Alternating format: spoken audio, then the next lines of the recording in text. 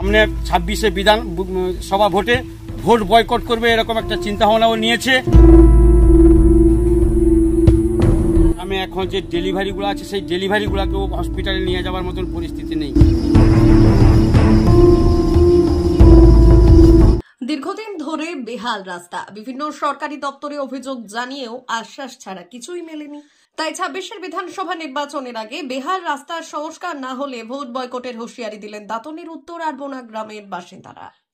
পশ্চিম মেদিনীপুর জেলার দাঁতনের শালিকোঠা গ্রাম পঞ্চায়েতের উত্তর আরবোনা গ্রামে দীর্ঘদিন ধরে বেহাল অবস্থায় পড়ে রয়েছে নিত্যদিনের যাতায়াতের একটি রাস্তা। গ্রামবাসীদের অভিযোগ, উত্তর আরবোনা গ্রামে প্রায় 100টি পরিবার বসবাস করে। তাদের স্কুল, কলেজ, হাসপাতাল যাওয়ার একমাত্র রাস্তা হলো এটি। দীর্ঘদিন ধরে প্রায় 1.5 কিলোমিটার রাস্তা বেহাল অবস্থায় পড়ে রয়েছে। বারবার প্রশাসন থেকে শুরু করে বিভিন্ন জনপ্রতিনিধিদের কাছে অভিযোগ জানালেও কোনো সুরাহা মেলেনি, মিলেছে শুধু আশ্বাস। তাই এবার 26-এর বিধানসভা নির্বাচনের আগে যদি রাস্তা মেরামত না হয় তাহলে ভোট বয়কটের দাবি তুললেন তারা। উত্তর আরবোনা গ্রামের বাসিন্দা কৃষ্ণকান্ত দাস জানালেন, বিগত 10 বছর ধরে আমাদের এই এলাকায় কোনো উন্নয়নের কাজ হয়নি।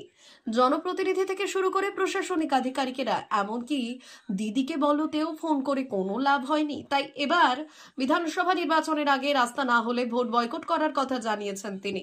রাস্তা মেরামত করার আশ্বাস দিয়েছেন শালিকোঠা গ্রাম পঞ্চায়েতের প্রধান। তিনি জানিয়েছেন, রাস্তার বেহাল অবস্থা, আমরা অভিযোগ পেয়েছি রাস্তা মেরামত করতে একটু সময় লাগবে। অভিযোগ বলতে আমাদের দেখলেন এই ঢালাই থেকে এখানে প্রায় 1 কিলোমিটার রাস্তা এইরকম বেহাল অবস্থা। গত 10 বছর ধরে নানা জায়গায় আবেদন নিবেদন করে কোনো ফল পাওয়া যায়নি। কোন গ্রাম পঞ্চায়েতের আন্ডারে পড়ে আপনাদের এটা? কি গ্রাম? শালিকোঠা 4 নম্বর গ্রাম পঞ্চায়েত। গ্রামটার নাম কি?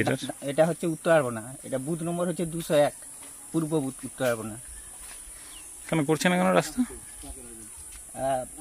এই তো বারবার বিভিন্ন জায়গায় আবেদন করা হচ্ছে, বিডিও অঞ্চল, দিদিকে বলো, সব জায়গায় তো আবেদন করা হয়েছে।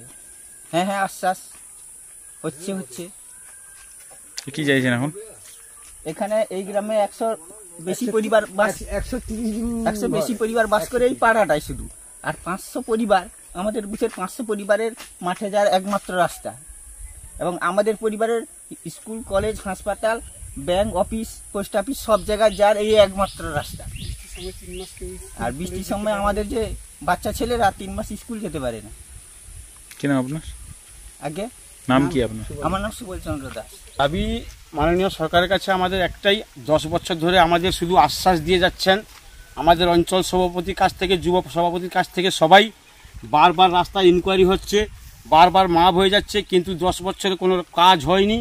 আমাদের যখনই যাচ্ছি আমাদের বলছে, শুধু আশ্বাস দিচ্ছে হ্যাঁ হবে। এমন তো অবস্থায় গ্রামে এখন যে ডেলিভারিগুলো আছে সেই ডেলিভারিগুলোকেও হসপিটালে নিয়ে যাওয়ার মতন পরিস্থিতি নেই। ছেলেরা স্কুলে যেতে পারছে না, 150 বাচ্চা স্কুলে যেতে পারে না, বৃষ্টির দিনে 6 মাস কোনো স্কুল করতে পারে না। এত প্রত্যেকটা দপ্তরেও আমরা জানিয়েছি, বিডিওর কাছ থেকে, অঞ্চলের কাছ থেকে, সমস্ত জায়গায় আমরা জানিয়েও এতক্ষণ কোনো লাভ হয়নি। এরপরে আমাদের গ্রামবাসী এবং উত্তর আরবোনা গ্রামের মানুষ সামনে 26-এ বিধানসভা ভোটে ভোট বয়কট করবে এরকম একটা চিন্তাভাবনাও নিয়েছে। এমতো অবস্থায় যদি কোনো উন্নয়নের কাজ না হয় আমাদের এই গ্রামের মানুষ সবাই ভোট বয়কট করবে এরকম চিন্তাভাবনা আমরা নিয়েছি এবং সবাই সে চিন্তাভাবনায় একমত হয়েছে। এত সরকারের কাছে আমার একটাই অনুরোধ আমাদের সবার, যাতে এই রাস্তা 2-1 মাসের মধ্যে রাস্তা সংস্কার হয়, এই জন্য সরকারের কাছে আমরা অনুরোধ জানাচ্ছি। কি নাম আপনার? আমার নাম কৃষ্ণকান্ত দাস। শালিকোঠা গ্রাম পঞ্চায়েতের প্রধান প্রদীপ দাস বলছি। আমাদের উত্তর আরবোনা শুধুমাত্র না, এরকম গ্রাম পঞ্চায়েতের আরও অনেক রাস্তায় খারাপ বেহাল অবস্থায় আছে। আমাদের ওই ফান্ডের অবস্থাও খারাপ, যে ওই ফান্ড থেকে কাজ করতে পারবো সেরকম পরিস্থিতি নেই। আমরা সর্বস্তরে যোগাযোগ করছি, আমরা মোরাম কিছুর ব্যবস্থা চলছে। সেই জায়গা থেকে আমরা মাস 2 মধ্যে সেখানে মোরাম ফেলার ব্যবস্থা করছি। মোরাম ফেলে রাস্তাটা করবো, এটা আমাদের চেষ্টা আছে। জনসাধারণের জন্য কাজ তো আমাদের করতেই হবে। আর গ্রাম পঞ্চায়েতের প্রধান হিসাবে এটুকুই বলতে পারি যে কাজ করবে, একটু সময় লাগবে, সময় দিতে হবে।